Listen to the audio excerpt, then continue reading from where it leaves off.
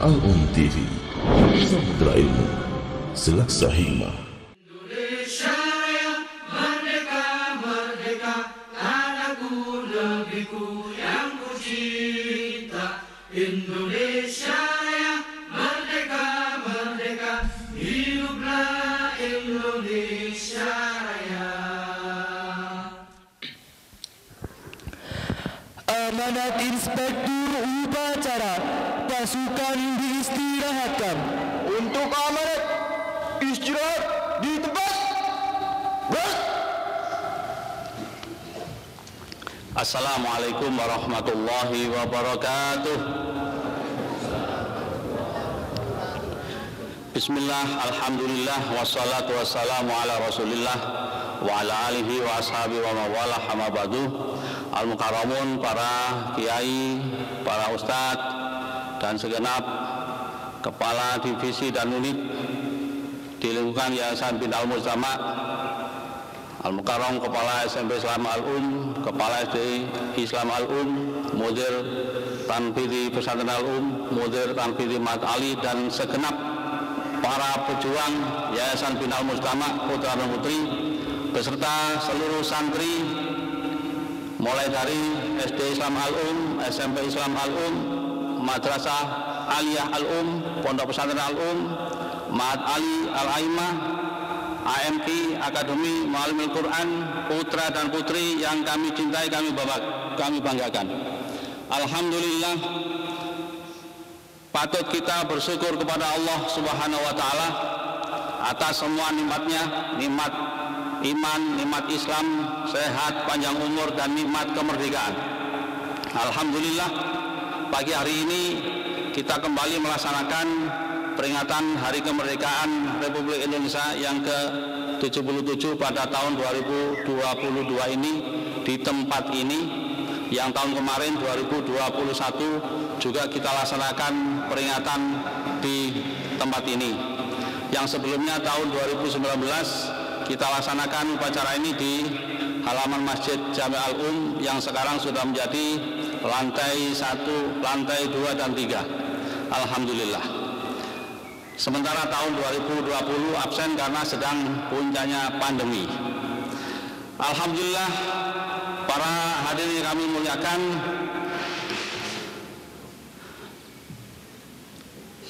itu artinya kita ini Yayasan Binal Mujtama itu cinta tanah air. Pesantren Al-Um cinta tanah air. Madrasah Aliyah Al-Um cinta tanah air, cinta NKRI. SMP Islam Al-Um, SD Islam Al-Um, dan semua lembaga pendidikan di bawah naungan Yayasan Binal Mujtama, ada RUAK, ada Mat Ali, ada AMK, semuanya cinta NKRI, cinta tanah air. Meskipun kita semuanya meyakini, menyadari bahwa cinta tanah air itu tidak hanya diwujudkan dalam bentuk upacara peringatan, tidak, tetapi upacara peringatan Hari Kemerdekaan ini penting, karena di sanalah akan kita kenang kembali bagaimana perjuangan para pendahulu kita, para pendiri bangsa yang sudah rela merupakan jiwa, raga, dan harta bendanya. Para hadirin yang kami muliakan, bahwa cinta tanah air itu tidak semata-mata diwujudkan dalam bentuk peringatan-peringatan, tetapi yang lebih penting dari itu adalah sikap dan perilaku kita yang benar-benar mewujudkan cinta tanah air. Apa artinya pengakuan cinta tanah air, peringatan-peringatan, tapi sikap perilakunya tidak membela bangsa, bahkan menjual bangsa ini. Menjual bangsa dalam arti yang luas. Apakah itu menjual aset-aset negara atau menjual kepribadian bangsa dan negara dan seterusnya. Itu bukan cinta tanah air, hanya pengakuan. Dalam sejarah, kalau kita membaca sejarah, maka bentuk cinta tanah air yang sudah diwujudkan oleh generasi terdahulu, para orang tua nenek moyang kita, ada 3 macam. Pertama, perjuangan merebut kemerdekaan. kedua perjuangan mempertahankan kemerdekaan, dan ketiga perjuangan mengisi kemerdekaan. Yang pertama, perjuangan merebut kemerdekaan itu sudah dilakukan sejak para penjajah negeri ini bercokol di tanah air kita. Tahun 1511 dimulai dari bangsa Portugis menguasai Malaka, kemudian 1512 Portugis menguasai Maluku, disusul saudaranya Spanyol tahun 1521 menguasai Maluku. Sejak itu semua bangsa Indonesia ketika diperlakukan tidak adil, diperlakukan sewenang-wenang, mereka memberontak. Muncullah beberapa pemimpin, Sultan Ternate, Sultan Tidore, Sultan Babullah, dan seterusnya. Ketika Belanda memasuki tanah air Indonesia sejak 1596, yang gagal kemudian 1598, kemudian mereka berhasil membentuk VOC 1602 sampai 1700 yang memperlakukan monopoli, menimbulkan banyak penderitaan rakyat, menimbulkan para pejuang pahlawan di negeri ini. Sampai 1800 sampai 1942 dijajah oleh Belanda, ada di dalamnya juga ada Prancis dan Inggris tahun 1800 sampai 1816. Memunculkan para pejuang pahlawan bangsa. Ada Cut Nyatin dari Aceh, Panglima Polim, Tengku Umar, kemudian Tuanku Imam Bonjol di Sumatera Barat. Di Jawa ada Pangeran Diponegoro, ada Sultan Hasanuddin, ada Sultan Agung, ada semua banyak pahlawan yang berjuang memimpin rakyat melawan penjajahan kompeni. Dilanjutkan perjuangan berikutnya. Pertama, perjuangan berupa mengangkat senjata melawan para penjajah untuk mengusir penjajah, merebut kemerdekaan. Tahun 1900-an muncul perlawanan baru dalam bentuk membentuk organisasi yang disebut Pergerakan Nasional, Kesadaran Nasional, yang di sejarah dicatat ada Budi Utomo tahun 1908. Yang sejatinya mestinya sebelum itu ada namanya Syarikat Islam yang didalui oleh Syarikat Dagang Islam yang didirikan oleh Haji Samanhudi 16 Oktober 1905. Tetapi sayangnya tidak dicatat oleh beliau itu, sehingga Syarikat Islam baru tercatat 1912. Maka yang diakui oleh sejarah sebagai awal kebangkitan nasional adalah berdirinya Budi Utomo tahun 1908. Maka sejak ini perjuangan bangsa Indonesia melalui organisasi, ada Indische Party, ada seterusnya sampai 1942 diganti Jepang, dan sampai 17 Agustus 45 diproklamasikan kemerdekaan. Itu perjuangan merebut kemerdekaan dengan korban jiwa, raga, harta yang tidak sedikit. Kemudian setelah proklamasi 17 Agustus, bangsa Indonesia maksudnya mengisi kemerdekaan, tetapi masih diwujudkan dengan perjuangan mempertahankan kemerdekaan. Karena setelah diproklamasikan, sekutu masuk ke Indonesia untuk melucut di Jepang bulan September 45, diboncengi oleh Belanda kembali yang ingin menjajah kembali, sehingga terjadi penjajahan kembali dalam bentuk agresi militer Jepang tahun 47, agresi militer Belanda pertama, dan kedua yang baru diakui kedaulatan adalah di akhir tahun 49, 30 Desember 1949 setelah konferensi Meja Bundar. Maka dalam periode ini ada perjuangan mempertahankan kemerdekaan kembali dengan senjata, dan yang kedua dengan perjuangan diplomasi. Di sana muncul namanya Agus Salim, Haji Agus Salim, ada Muhammad Rum. Semua itu tokoh-tokoh diplomat Indonesia berasal dari agama Islam. Kalau Haji Agus Salim itu awalnya dari Syarikat Islam, kemudian menjadi partai kemudian Muhammad Rum juga nanti misalnya di Masuni dan seterusnya. Masyaallah muslimin rahimakumullah. Kemudian perjuangan yang ketiga namanya mengisi kemerdekaan. Tentu ini tidak lebih ringan dari perjuangan merebut dan mempertahankan kemerdekaan. Para peserta dan anak-anak sekalian, mohon kesabarannya ya, karena tahun ini tidak ada kajian lagi seperti tahun kemarin. Setelah upacara bendera ada kajian tentang melanjutkan perjuangan di Ponorogo ya. Kali ini ada halangan, tidak apa-apa, panjang sedikit ya, sabar sedikit. Untuk mengisi kemerdekaan itu tidak lebih ringan, perjuangannya tidak dengan senjata lagi, tetapi ini lebih berat. Kita awali dengan mengisi kemerdekaan. Kalau di tahap kedua tadi mempertahankan kemerdekaan juga sudah mengisi. Bagaimana kita bayangkan melengkapi kelengkapan organisasi negara dari belum ada sampai ada. 18 Agustus kita baru punya presiden dan wakil presiden. Kemudian berikutnya membentuk provinsi, ada 8 provinsi, ada gubernur, membentuk kementerian, membentuk tentara, dan seterusnya. Padahal di dalamnya masih ada Jepang yang ditugasi oleh sekutu untuk menjaga status quo, sehingga masih ada tabrakan di sana. Kemudian mulai September Belanda masuk lagi dengan sekutu. Maka kita bayangkan bagaimana susahnya para pejuang, para pendiri bangsa kita.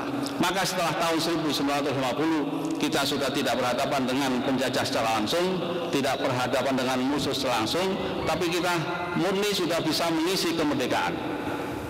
Bagaimana mengisi kemerdekaan? Pertama, diamanahkan dalam Undang-Undang Dasar 45 yang sudah dibacakan tadi. Di alinea 4 disebutkan, kemudian daripada itu untuk membentuk pemerintah negara Indonesia yang melindungi segenap bangsa Indonesia dan seluruh tumpah darah Indonesia, memajukan kesejahteraan umum, mencerdaskan kehidupan bangsa, dan ikut melaksanakan ketertiban, perdamaian abadi dan keadilan sosial. Ini tugas negara untuk membentuk pemerintah negara yang di dalamnya itu kalau dibentuk ada 3 kekuasaan. Ada kekuasaan eksekutif, kekuasaan legislatif, dan kekuasaan yudikatif.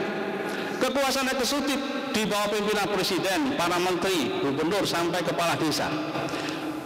Kekuasaan legislatif ada DPR sebagai wakil rakyat. Kekuasaan yudikatif ada kekuasaan kehakiman. Ada hakim, ada jaksa, di sana juga ada kepolisian. Semua itu tugasnya sudah disebutkan dalam pembukaan UUD 45, melindungi segenap bangsa dan seluruh tumpah darah Indonesia. Artinya negara ini wajib melindungi seluruh warga negara, warga bangsa, dijamin keamanannya, jangan sampai ada yang mengganggunya, nyawanya, jiwanya. Maka harus dilindungi semuanya itu oleh aparat negara secara adil. Maka ketika menegakkan hukum harus adil. Ini namanya cinta tanah air, cinta NKRI, menegakkan kemerdekaan. Kalau masih ada warga negara masih belum aman, merasa belum aman, dipersekusi, dizalimi, masih belum aman, itu masih belum terlaksana kemerdekaan ini. Melindungi segenap bangsa, artinya seluruh warga negara merasa aman hidup di negara NKRI ini. Kemudian yang kedua, memajukan kesejahteraan umum. Itu artinya negara ini berkewajiban untuk mewujudkan kesejahteraan masyarakat yang adil dan makmur, yang dalam pemerintah Pak Harto dulu terkenal dengan adil dalam kemakmuran, makmur dalam keadilan. Itu memang tujuannya para pembentuk negara ini yang sudah dituangkan dalam pembukaan UUD 45, memajukan kesejahteraan umum.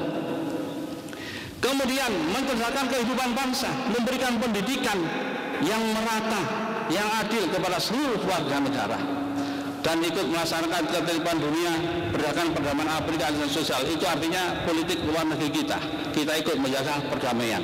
Tetapi setelah urusan dalam negeri kita beres, baru ikut serta dalam urusan dalam luar negeri. Para anak-anak sekalian, para santri yang kami hormati, berikutnya untuk mengisi kemerdekaan adalah kita mengamalkan Pancasila. Pancasila yang sudah dijadikan dasar negara oleh founding father kita, oleh para pendiri bangsa, ini harus ditegakkan, harus diamalkan, mulai dari aparat negara sampai rakyat seluruhnya. Yang pertama, ketuhanan yang Maha Esa. ketuhanan yang Maha Esa. Ini luar biasa. Ini sumber moral kata Bung Hatta dalam bukunya Gerbang Kemerdekaan. Beliau dan Panitia 9 ketika mengelola dasar negara Pancasila rumusan Pak Karno yang ketuhanan yang Maha Esa itu nomor 5 diletakkan di nomor 1, kata Bung Hatta kan harus sumber moral dulu. Sumber moralnya adalah ketuhanan. Negara ini berdasarkan Tuhan. Di pasal 29 ayat 1 25 disebutkan negara berdasarkan ketuhanan yang Maha Esa. Artinya negara ini berdasarkan ketuhanan. Nilai-nilai agama diwujudkan. Agama diwujudkan. Kalau agama tidak diwujudkan, melaksanakan ajaran agama dihalangi, dirintangi, bertentangan dengan Pancasila, sila ketuhanan. Dan sila ketuhanan ini adalah sila yang menjiwai seluruhnya. Itu yang disampaikan oleh Bung Hatta, para pendiri bangsa ini. Karena itu ada salah satu tokoh yang sudah saya tulis di depan itu, Profesor Dr. Haji Baharudin Opak. Siapa itu? Terakhir dia menjabat sebagai Jaksa Agung Republik Indonesia tahun 2001, zamannya Presiden Gus Dur. Sebelumnya dia menjadi Kepala Kejaksaan Tinggi Makassar, Sulawesi Selatan waktu itu.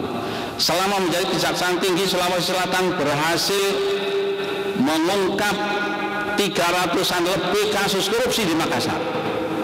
Karena itu setelah itu dipanggil ke Jakarta dan terakhir menjadi Jaksa Agung RI. Apa yang disampaikan? Tanpa agama Pancasila akan mati. Tanpa agama Pancasila akan mati. Dan karenanya setiap pejabat negara harus memegang teguh kepada agama. Itu saya dapatkan dari bukunya Profesor Dr. Ahmad Safi Ma'arif, mantan Ketua Muhammadiyah. Di sana ada, tanpa agama Pancasila akan mati. Dan agama ini adalah ruhnya bangsa Indonesia. Perjuangan Indonesia yang dahsyat ini karena Islam itu diakui oleh siapa?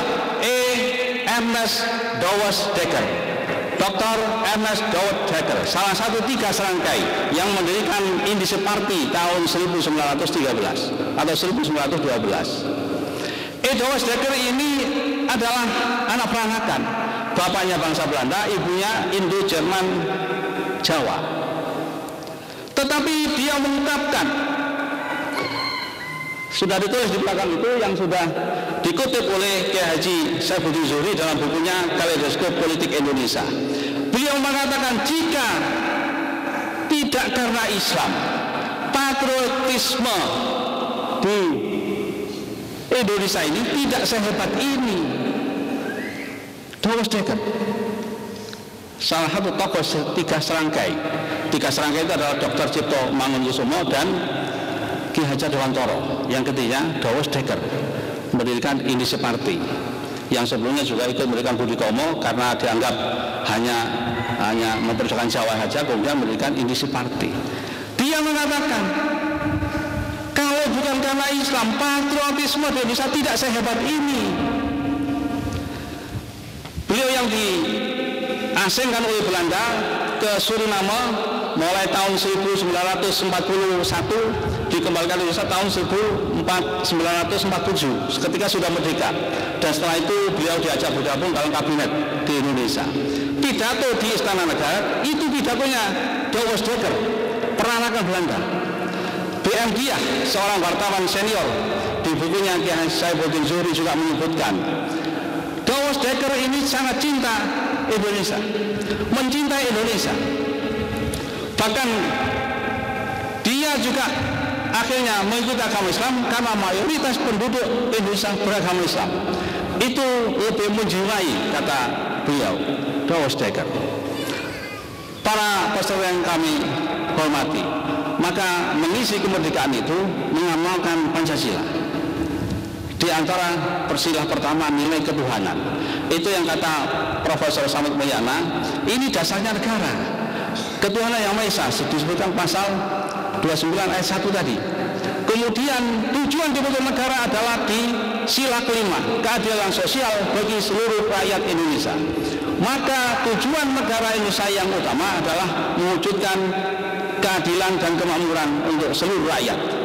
Maka ketika para anak-anak sekalian, para santri, ketika menjadi pejabat negara nanti, ingat, ini amanahnya Undang-Undang Dasar 45, amanahnya Pancasila. Ketika menjabat jadi pejabat negara, yang tugas utama adalah memakmurkan rakyat, mensejahterakan rakyat, melindungi seluruh komponen bangsa, bukan mengeruk kekayaan untuk diri dan kelompoknya, bukan menjual aset negara untuk diri dan kelompoknya. Itu keliru, sangat bertentangan sekali dengan Pancasila dan UUD 45. Sila persatuan Indonesia, sila kemanusiaan yang ada dan beradab. Bangsa Indonesia adalah bangsa yang berperi kemanusiaan. Kalau dalam rumusannya Pak Karno itu sila pertama kebangsaan, berkebangsaan, kemudian dirumuskan oleh Panitia 9 dalam Piagam Jakarta menjadi kemanusiaan yang adil dan beradab. Kita ini manusia yang adil. Kita manusia, kenapa muncul kata-kata adil? Karena bangsa Indonesia 350 dijajah, diperlakukan tidak adil. Maka setelah merdeka, kita harus menjadi manusia yang adil dan beradab. Ini sudah kita amalkan, tapi manusia Indonesia belum melaksanakan ini. Adil ini jadi apapun, apalagi jadi pejabat, apalagi jadi aparat, harus adil dan beradab, berakhlak, yang menjadi pondok pesantren, moto pesantren Al-Um, beradab dan berprestasi. Itu sila kedua. Kita ini harus menjadi manusia yang adil dan beradab, saling menghormati, saling menyayangi, saling kerjasama. Persatuan Indonesia. Oh, keliru yang disampaikan Pak Karno kalau kemanusiaan adil dan beradab itu internasionalisme, nilai-nilai universal dari kemanusiaan. Kalau persatuan Indonesia itu rumusannya Pak Karno itu kebangsaan, pri kebangsaan. Artinya persatuan Indonesia, Indonesia yang multi kultural, multi suku, sukunya ratusan ribuan, bahasanya ratusan ribuan, berbangsa-bangsa, bersuku-suku, tapi satu Indonesia, Bhinneka Tunggal Ika. Ini harus dipegang teguh. Kalau bisa menjaga kebinekaan, beragam suku, macam agama, semuanya bisa bersatu, apalagi sama umat Islam. Sesama umat Islam masa enggak bisa bersatu? Persatuan Indonesia, bangsa Indonesia harus bersatu, jangan dipecah belah. Umat Islam jangan mau dipecah belah. Kita ini pemilik negara ini, kita ini yang membuat negara ini. Kemudian musyawarah permusyawaratan kerakyatan yang dipimpin oleh hikmat kebijaksanaan, permusyawaratan dan keadilan. Rumusannya Pak Karno itu musyawarah dan demokrasi. Disinilah perjuangan umat Islam, kata Pak Karno. Pidatonya Bung Karno tanggal 1 Juni 45 menyebutkan bahwa di sini perjuangan umat Islam. Kalau umat Islam bisa menguasai anggota DPR 60%, 70%, 80%, bahkan 90%, pasti undang-undang yang dikeluarkan akan sesuai syariat Islam, sesuai Quran Sunnah. Silakan buka pidatonya Pak Karno 1 Juni 1945. Di dokumen resmi ada itu pidatonya. Itu diaminkan juga oleh Pak Hatta bahwa perjuangan umat Islam untuk mengisi negara Indonesia ini adalah dengan lewat perwakilan untuk membentuk peraturan perundangan yang sesuai dengan syariat Islam. Para peserta yang kami hormati, kemudian yang terakhir bahwa semangat kita untuk mencintai NKRI ini, mengisi negara kesatuan Republik Indonesia ini dengan semangat para pendiri bangsa dulu, semangat untuk merebut kemerdekaan. Setelah itu kita isi kemerdekaan, maka kita umat Islam, khususnya anak-anakku sekalian para santri, silakan mengisi kemerdekaan kita dengan cara apa? Belajar yang sungguh, menuntut ilmu setinggi langit, bekerja yang sungguh-sungguh. Umat Islam ketika ahli di semua bidang, bisa menguasai politik, ekonomi, hankam,